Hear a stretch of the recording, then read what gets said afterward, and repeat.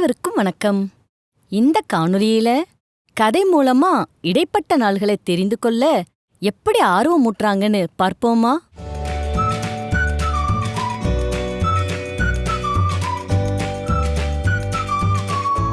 வணக்கம் குழந்தைங்களா.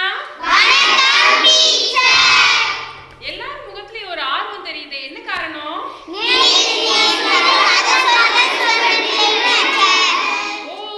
அதுதான் காரணமா? சரி, ஓகே. மிஸ் கதை சொல்லவா? நல்லா கவனிக்கணும். இந்த கதை மற்ற கதைகள் மாதிரி இருக்காது. மூளைக்கு வேலை கொடுக்கக்கூடிய கதை. அதனால கவனிச்சு கேட்பீங்களா? அன்னைக்கு பிப்ரவரி 23 சனிக்கிழமை. அனிதா ரொம்ப அயர்ந்து தூங்கிக்கிட்டு இருந்தா. என்ன கிழமை சொன்னேன்? சரியா சொன்னீங்க. சூப்பர். நல்லா கவனிங்க. அப்போ அனிதா திடீர்னு யாரோ பேசுற சத்தம் கேட்டு எந்திரிச்சு பாக்குறா. எந்திரிச்சு பார்க்கும்போது அம்மா அப்பா கூட போன்ல பேசுறத கேட்டுட்டா. கேட்டோடனே அவ துள்ளி எழுந்துட்டா. ஏன் தெரியுமா? அவங்க அப்பா அனிதா வீட்ல இல்ல. அப்பா ராணுவத்துல வேலை பார்க்கறாரு. அவங்களுடைய அப்பா எங்க வேலை பார்க்கறாரு?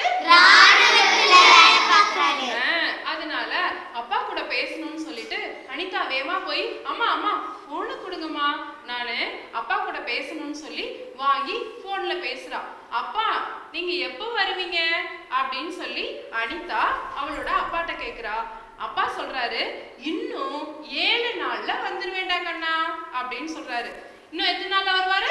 7 நாள்ல வந்துருவாரு. சூப்பர், நல்லா கவனிச்சுட்டே இருக்கீங்களே. Very good. இன்னும் 7 நாள்ல வந்துருவேன்னு சொல்றாரு.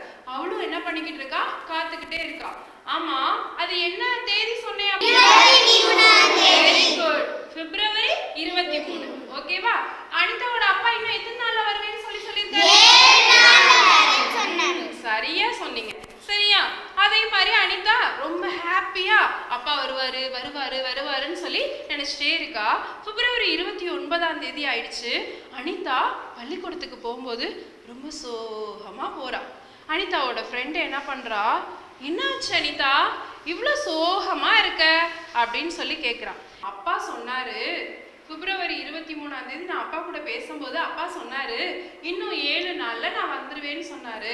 ஆனா அப்பா இன்னைக்கு வரவே இல்லையே, அதனாலதான் நான் ரொம்ப சோகமா இருக்கேன் அப்படின்னு சொல்லி அவ சொல்றா.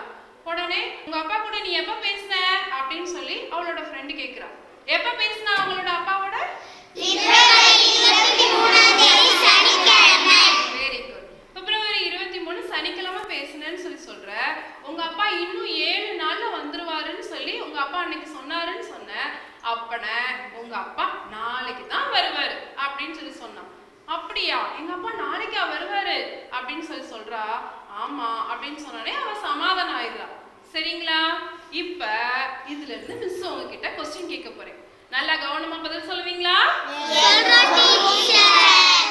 அனிதாவோட அப்பா வரக்கூடிய தேதி அவளோட ஃப்ரெண்ட சொன்னால நாளைக்கு தான் வருவான்னு சொல்லி சொன்னாங்கல்ல, அது சரியா?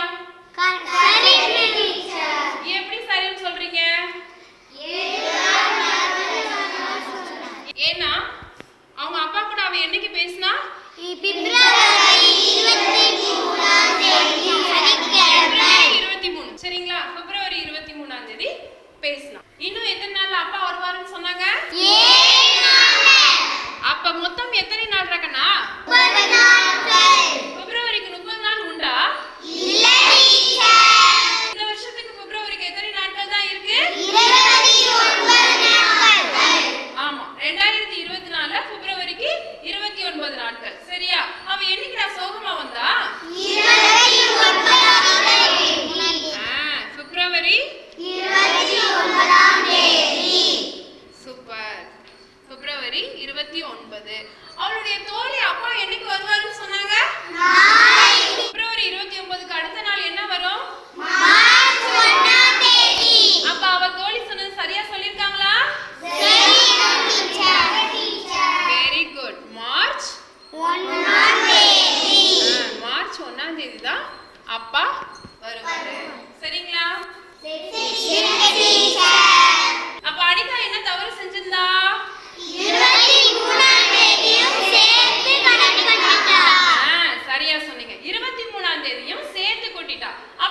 கூடாது. என்ன பண்ணணும்? 23 அடுத்த நாள்ல இருந்து கூட்டணும். சரிங்களா? இதே மாதிரி இடைப்பட்ட நாட்கள் நீங்க கணக்கிடும் போதும் என்ன பண்ணணும்னா அடுத்த நாள்ல இருந்து தான் நீங்க கூட்ட தொடங்கணும். புரிஞ்சதா? உங்க எல்லாருக்கும் இந்த கதை புரிஞ்சதா? ஓகே, நீங்க எல்லாருமே ரொம்ப அழகாவும் சூப்பராவும் பதில் சொன்னீங்க. Very good. ஆசிரியர் கதையினை கூறும்பொழுது மாணவர்கள் ஈடுபாட்டோட கவனிச்சத பார்த்தோம். மேலும் கதையிலிருந்து வினாக்களை கேட்டு கலந்துரையாடியது இடைப்பட்ட நாள்களை அறிந்து கொள்ள ஆர்வமூட்டும் விதமா இருந்ததல்லவா?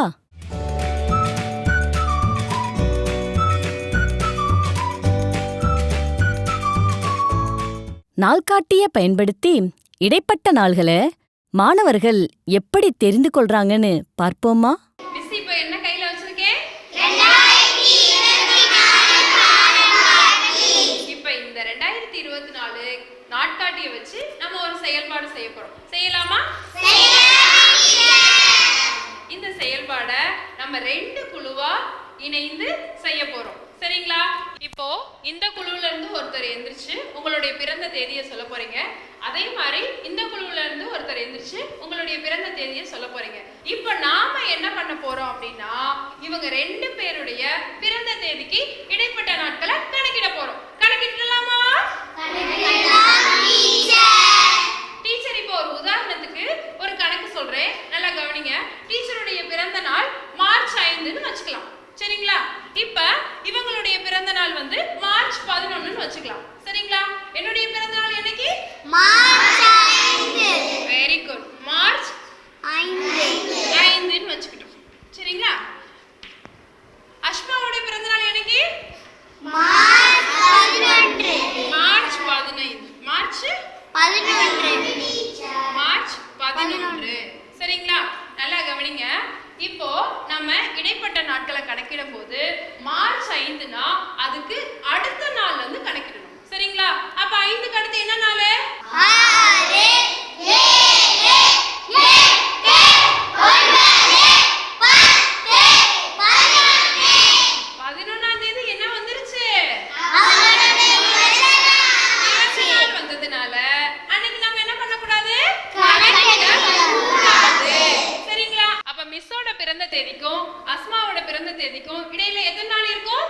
5 நாட்கள். சூப்பரா சொன்னீங்க. இப்ப எல்லாருக்கும் புரிஞ்சதா? புரிந்தது டீச்சர். இப்போ இந்த குழுல இருந்து யார கூப்பிடலாம்? ஸ்ரீ சத்யா எந்திரிங்க. ஸ்ரீ சத்யாவுடைய பிறந்த தேதி என்னதுடா? டிசம்பர் 9. டிசம்பர் 9. யுவதியுடைய பிறந்த தேதி எப்போது? அக்டோபர் 28. இந்த 2 பேருடைய பிறந்த நாள்ல யாருடைய பிறந்த நாள் முதல்ல வரும்? யுவதியுடைய தான் முதல்ல வரும். யுவதி என்னைக்கு பிறந்தாங்க? October 28. Very good. October 28. October 28. அடுத்து ஸ்ரீ சத்யாவுடைய பிறந்த தேதி? டிசம்பர்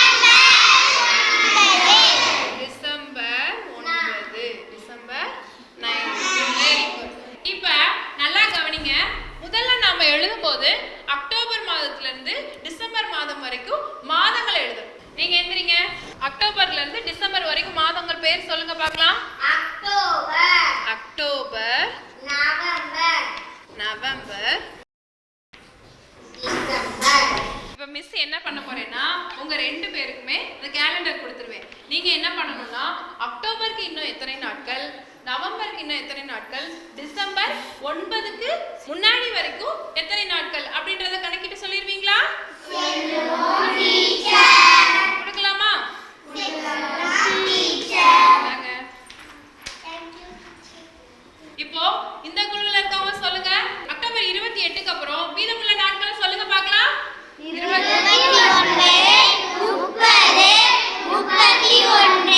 அப்ப இன்னும் எத்தனை நாட்கள் கண்ணா இருக்கு? 3 நாட்கள். அதுக்கு நம்ம ஒரு கட்டம் போட்டுக்கலாம். எத்தனை நாட்கள் சொன்னீங்க? 3 நாட்கள். Very good. இப்ப இந்த குழுல இருக்கவங்க சொல்லுங்க. நவம்பருக்கு மொத்தம் எத்தனை நாட்கள்ரா? 30 நாட்கள். நவம்பருக்கு மொத்தம் எத்தனை நாட்கள்? 30 நாட்கள். சூப்பர்.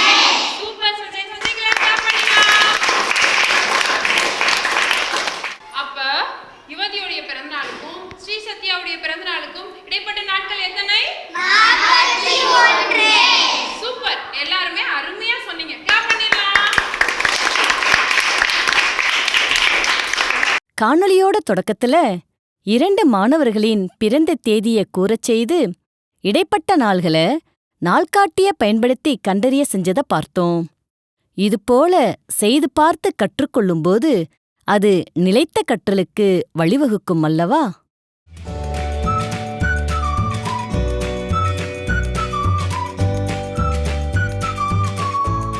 இந்த காணொளியில மாணவர்கள் தாங்களாகவே இடைப்பட்ட நாள்களை எப்படி கண்டுபிடிக்கிறாங்கன்னு பார்ப்போமா? இப்போ உங்க கையில என்ன இருக்கு?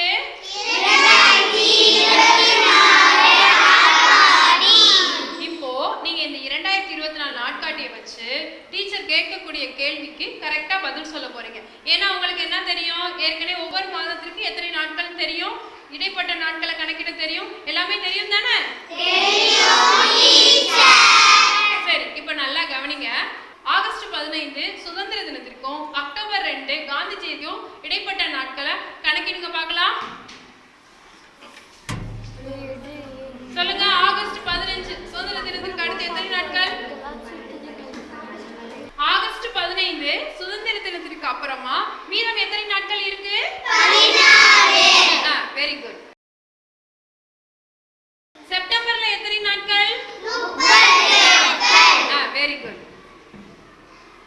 அக்டோபர் 2 காந்தி ஜெயந்திக்கு முன்னாடி வரைக்கும் எத்தனை நாட்கள் இருக்கு? 1 நாட்கள். இப்ப கூட்டுங்க பார்க்கலாம்.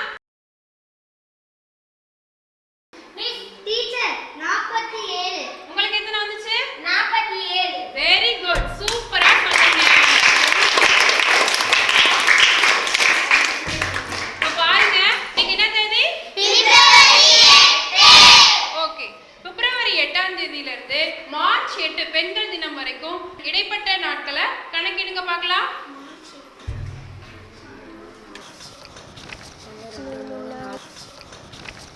பிப்ரவரி 8க்கும் மார்ச் 8க்கும் இடைப்பட்ட நாட்கள் எத்தனை? 28. சூப்பரா சொல்லிட்டீங்க. Very good. மே 1ஆம் தேதி கோடை விடுமுறை, சரிங்களா? ஜூன் 5ஆம் தேதி மீண்டும் பள்ளி துவங்கும் நாள். எங்க இப்ப இடைப்பட்ட நாட்கள் கண்டுபிடிக்க பார்க்கலாம். மே 1ல இருந்து ஜூன் 5 வரைக்கும் கண்டுபிடிக்க பார்க்கலாம்.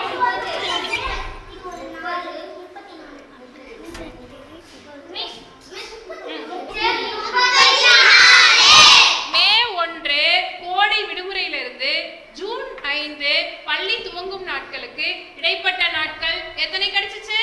34. Very good. எல்லாருமே அழகா இடைப்பட்ட நாட்களை கணக்கிட தெரிஞ்சுக்கிட்டீங்க. இப்ப மிஸ் உங்களுக்கு ஒரு செயல் திட்டம் கொடுக்கலாமா? Very good. உட்காருங்க. இங்க பாருங்க, மிஸ் கையில என்ன இருக்குன்னா ஒரு உணவுப் பொருளுடைய டப்பா இருக்கு, மிட்டாய் டப்பா இருக்கு. ஓகேவா? இதுல என்ன கொடுத்திருக்காங்கன்னா உற்பத்தி தேதியும் காலாவதி தேதியும் கொடுத்திருக்காங்க. என்ன கொடுத்திருக்காங்க?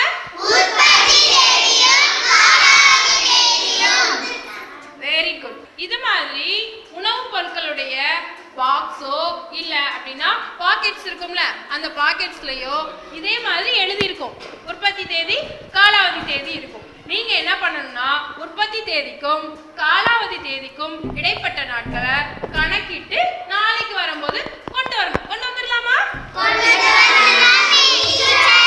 ஓகே, சூப்பரா சொன்னீங்க. எல்லாருக்கும் தேங்க்யூ.